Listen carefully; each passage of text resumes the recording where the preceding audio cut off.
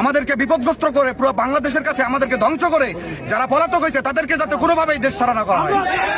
আমার জীবনের নিরাপত্তা, আমার পরিবারের নিরাপত্তা, যারা দেশ ত্যাগ করে চলে গেছে তাদের বিচার চাই।